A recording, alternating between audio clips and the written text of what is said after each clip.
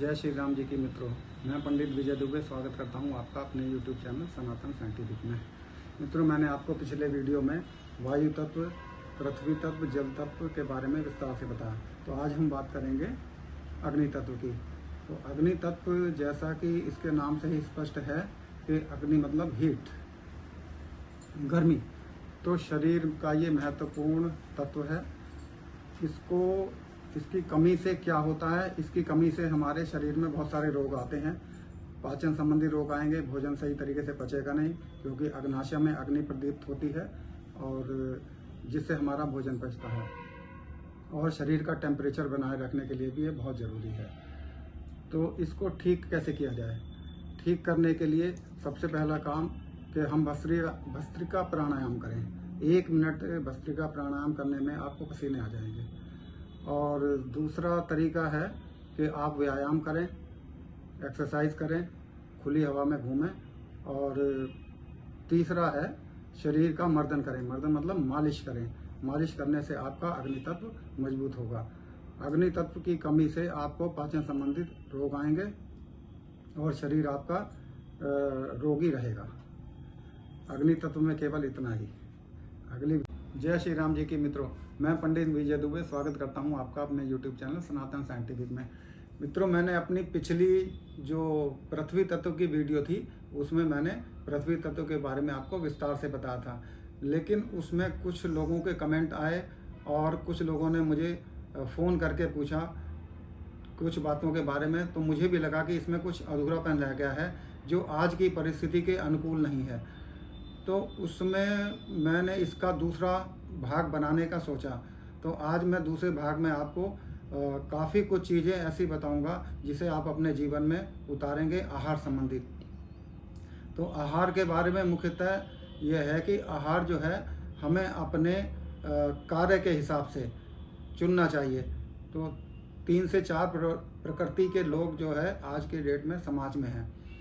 उसमें जो है खड्डा खोदने वाले हैं, श्रम करने वाले हैं, हमारा श्रमिक वर्ग है या किसान वर्ग है, उनका भोजन एक अलग तरीके का होगा। और जो उससे ऊपर जो शारीरिक श्रम जिनका कम है, दुकान पर बैठे रहते हैं या ऑफिसों में बैठे रहते हैं, उनका आहार एक अलग तरीके का है। इसके विपरीत कुछ लोग थोड़ा सा श्रम करते हैं, कुछ लोग लिखा पढ़ी करते हैं, उनका आहार एक अलग तरीके का है। और कुछ लोग एसी गाड़ियों में घूमते हैं और एसी ऑफिस में बैठते हैं और घर आकर के एसी में ही सो जाते हैं, उनका आहार एक अलग तरीके का है। लेकिन लोग क्या कर रहे हैं, आहार सेम है सबका, खूब भरपेट खाते हैं, हर तरीके की चीज़ें खाते हैं और डॉक्टरों के चक्कर लगाते हैं, रोगी रहते हैं। आज की डेट में 70 से 80% लोग 50 साल के ऊपर के लगभग बीपी और शुगर या घुटनों के दर्द से परेशान है और या दुनिया भर की शारीरिक बीमारियों से परेशान है। वह इसी कारण से है कि उनका आहार सही नहीं है, यानी पृथ्वी तत्व उनका बैलेंस में नहीं है।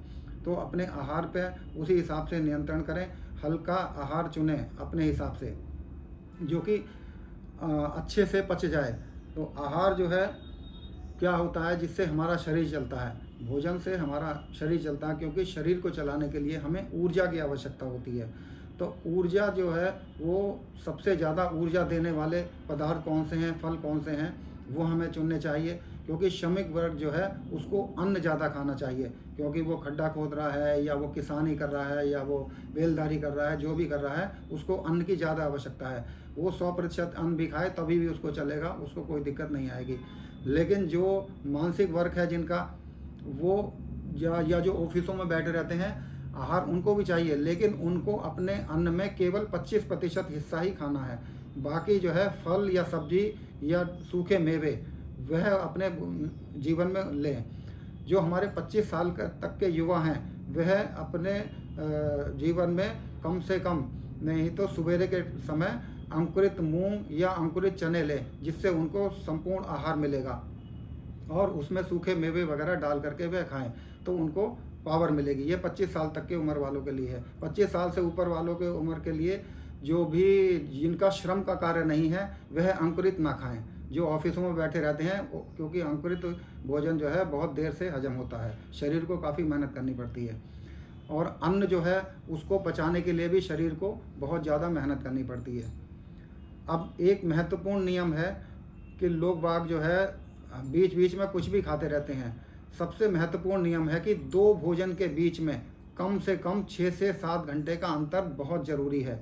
श्रमिक वर्ग के लिए वो 4 से 5 घंटे हो जाता है, लेकिन जो मानसिक वर्ग है जिनका या जो बैठे रहने का काम है, कम से कम 6 से 7 घंटे तक 2 आहार के बीच में जो है गैप रखें, भोजन ना करें। इस बीच में अन्न का एक भी दाना आपके शरीर में ना जाए। कुछ लोगों का देखा है मैंने कि भोजन कर लिया, भोजन के आधे घंटे बाद जो है फल खा लिए, या किसी ने चने खा लिए, या किसी ने मूंगफली खा ली, या कोई प्रसाद ही दे गया, या कहीं से भंडारा हुआ है तो एक पूड़ी ही खा ली जाए, या 2 घंटे बाद कुछ खा लिया, या 3 घंटे बाद कुछ खा लिया, या किसी को डॉक्टर ने बता रखा कि भाई आप हर 2-2 घंटे में कुछ खाते रहो। आयुर्वेद के हिसाब से सब गलत है, क्योंकि अन्न को पचाने के लिए 6 से 7 घंटे हमारे जो है पेट में लगते हैं। वो पूरी प्रक्रिया 6 से 7 घंटे की है। 1.5 घंटे तक तो भोजन में पेट में जा कर के पचता है। पचने के बाद में फिर छोटी आंत में वो उतरता है, और फिर उसके बाद में बड़ी आंत में उतरता है। बड़ी आंत में मल संचित रहता है हमारा। तो इस पूरी प्रक्रिया में 6 से 7 घंटे लगते हैं। यदि आपने 1.5 घंटे की जो प्रक्रिया है उस बीच में हमारा पाचन हो रहा है, उसके बाद में आप कुछ भी भोजन, उस बीच में भोजन करने के 1.5 घंटे तक अगर आप कुछ भी खाते हैं वह जहर के समान है, वह अंदर सड़ेगा। और 1.5 घंटे के बाद खाते हैं तो वो 1.5 घंटे बाद मैंने बताया है कि हमारी पाचन प्रक्रिया बंद हो जाती है। वह जब पाचन क्रिया बंद है और ऊपर से आपने आहार ले लिया तो उस टाइम पर वो जो है सड़ेगा भोजन। सड़े के जितने रोग आएंगे वो मैंने विस्तार से आपको बता रखे हैं। इसके विपरीत अब आ जाइए कि हम जो है उसमें हमारे जितने भी तीज त्यौहार हैं, तीज त्यौहार पर हमारे विशिष्ट आहार बनते हैं। पूड़ी है, कचौड़ी है, या दुनिया भर के आहार हैं। हर एक जो है प्रकृति के हिसाब से, हर एक जगह के स्थान के हिसाब से अलग अलग लोगों के आहार हैं उस टाइम पर। तो वो पकवाहार ज़्यादातर होता है। तो लोगों का ये मानना है कि ये तो हमारी परंपरा में है कि आज के दिन तो हमारे पूड़ी बनती है, आज के दिन कचौड़ी बनती है, आज के दिन हलवा बनता है। तो आपने परंपराएं बरकरार रखी हैं, वो अच्छी बात है। अपने परंपराओं को कभी नहीं छोड़ना चाहिए। लेकिन आहार, जब आपने परंपराएं बरकरार रखी हैं तो उस समय जब वे परंपराएं बनाई गई थी तो उस टाइम के आपका श्रम कितना था। उस टाइम पे भारत कृषि प्रधान देश रहा है, तो 50 साल से पहले लगभग जो है 80 से 90% लोग श्रम करते थे, और आज इसका उल्टा है। आज 80 से 90% लोग जो है श्रम नहीं करते, या वो बहुत कम हो गया मशीनी युग के कारण।